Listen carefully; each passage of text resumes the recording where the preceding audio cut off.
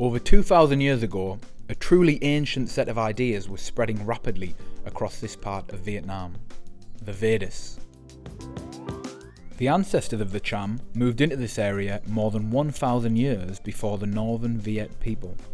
According to linguistic studies, they were part of an Austronesian migration out of Borneo. Consolidating their place here, through trade and communication with the more established Phu-Nanese, the Cham adopted their religious and cultural Vedic practices. It's important to remember that by the time Angkor Wat is built in 1135, this Vedic culture in Southeast Asia is vastly interlinked. Sanskrit is the language of its scholars, and Angkor is the greatest city ever built. All roads led there. We're in Phang Thiet, working our way up the coast of Vietnam. This has only been a tourist resort for around the last 25 years. And so as we travel around, we need to think about what it would have looked like 1,000 years ago, 2,000 years ago, maybe up to 10,000 years ago, throughout what we call the Holocene period, the period of human habitation en masse around this area. It's got its own microclimate, as much of the Mekong River and much of the transported sediment works its way up the coast and deposits further up in this bay around Phang Thiet. And all that sand stores heat, and so it creates this very hot and dry landscape. However, the surrounding area throughout the last 10,000 years would have been jungle. It would have been wet, it would have been full of life. And so the stuff that we look at today, the temples, we need to think about how they would have looked and the surrounding area would have looked, and the consequences that would have had economically, on power structures, on authority, on communication, and why these temples may have been built here.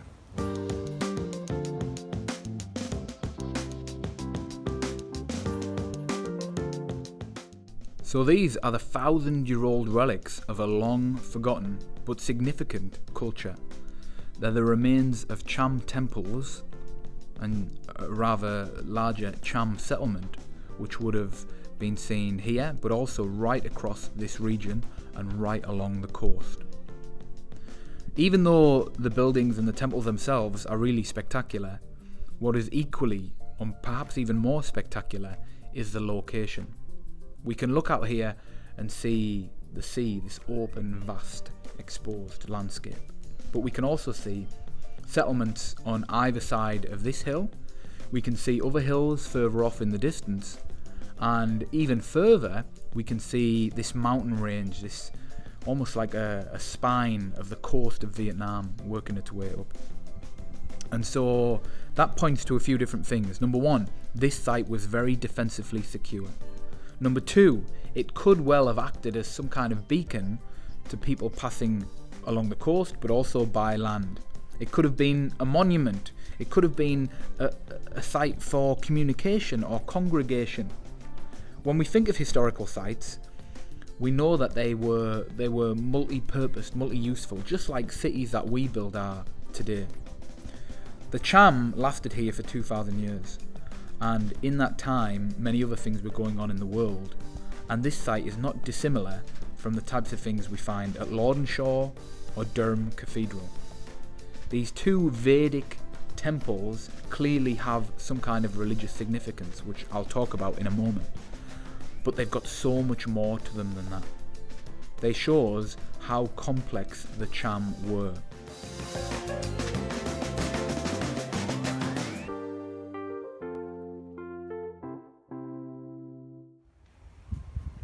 I'm going to start quite quietly because, as you can see here, we've got a family of bats living inside of this temple. This is a place of life, but it's also a place of immense history. If we start to think about who the Cham were and what they believed, we need to consider them in the context of the time in which they lived. More than 1,000 years ago, when this was constructed, a Vedic civilization was advancing across from India right over to the coast and into Indonesia, an area which we now know as Sundaland, which was vastly connected in beliefs and ideas. By this point in time, these Hindu ideas had shaped the entire region.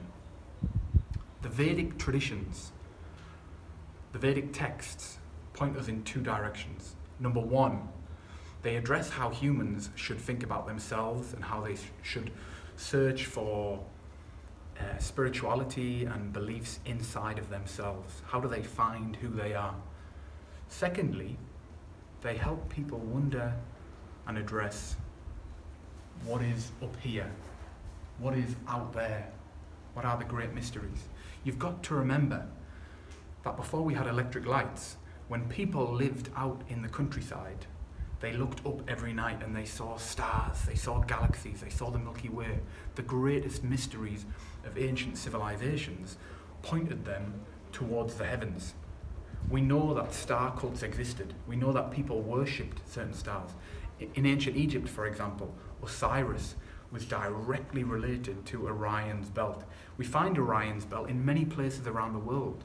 Near where I'm from, in northern England, we have an exact groundwork replica of Orion's belt built maybe more than 4,000 years ago.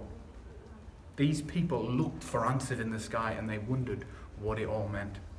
When you come inside of this temple, I think two important things happen. Number one, you come to pray. You follow the religious ideas as the Cham would have known them. And as you come to pray, you are pointed upwards into the sky, into the vastness of this temple. And it would have been vast, considering what was being built at the time. This was a vast structure. And so you are pointed towards heaven, whatever that was, and towards God. Secondly, though, there is an eerie silence and calm in here. And what that does is it gives you the time and the space for inner reflection, to think about your beliefs, who you are, the spirituality which is part of that.